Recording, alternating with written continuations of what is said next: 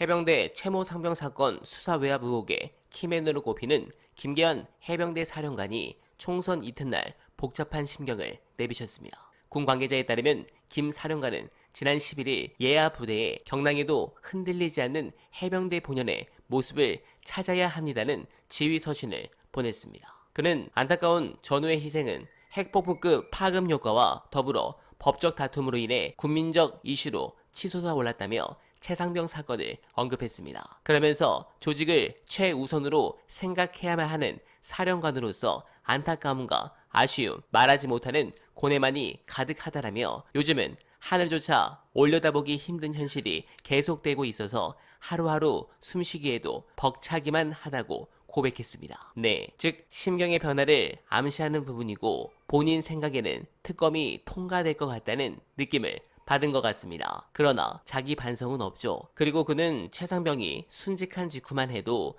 해병대 수사단의 조사 결과에 문제가 없고 오히려 폭넓게 조사해야 한다는 입장을 견지했습니다. 그러나 외압 논란이 불거진 뒤로는 박정훈 전 해병대 수사단장이 자신의 지시를 위반했다고 주장하기 시작했습니다. 처벌받아야죠. 현재 민심을 고려하면 이탈표가 상당히 많이 나올 것으로 예상됩니다. 이 부분을 바탕으로 윤석열의 범죄 혐의를 밝혀낸 다음 지지율을 폭락시키고 탄핵 국면으로 가야 합니다. 이 빌드업으로 가야 하는 이유 영상 보시고 이어가 보겠습니다.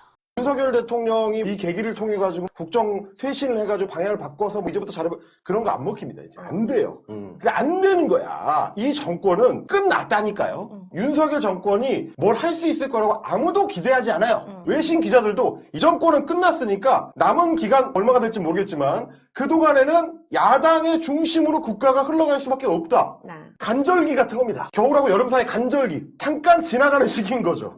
뭔가 약간 혼란스럽지만 이 시기를 빨리 넘겨야 되는 시기가 온 것이다. 민주당 입장에서 봤을 때는 대권으로 가기 위한 중간 과정쯤 되는 시기가 지금부터예요. 대통령이라고 명목상으로 용산에 처박혀 있긴 하지만 실질적 권한 행사를 하나도 못하는 단계로 넘어가고 있다. 네, 공감합니다. 벌써 공무원들이 라인을 타기 시작했고 국짐에서는 올해 전당대회 결과에 따라 윤석열을 출당시킬 가능성도 있습니다.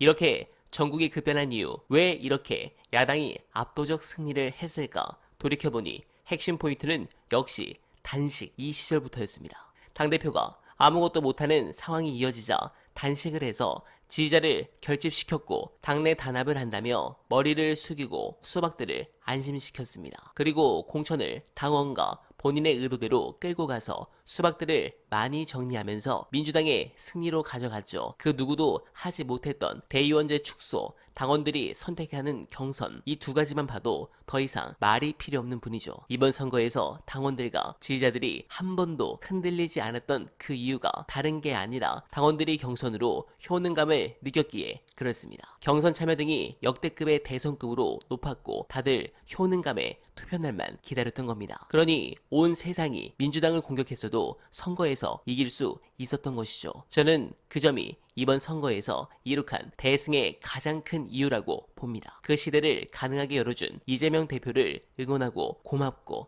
끝까지 지지하며 그를 믿고 언알바를 시청해주신 여러분들께도 진심으로 감사합니다. 그런 의미로 소중한 언알바 정기 후원 부탁드립니다. 늘 최선을 다할 것을 약속드리며 언알바는 오늘도 최선을 다하겠습니다. 여러분 고맙습니다. 여러분들의 정기 후원은 언알바가 더 많은 분들께 추천 영상으로 퍼지는 것과 동시에 저에게 큰 힘이 되는데요. 늘 감사드리며 항상 부족하지만 최선을 다하는 모습으로 여러분들께 보답하겠습니다.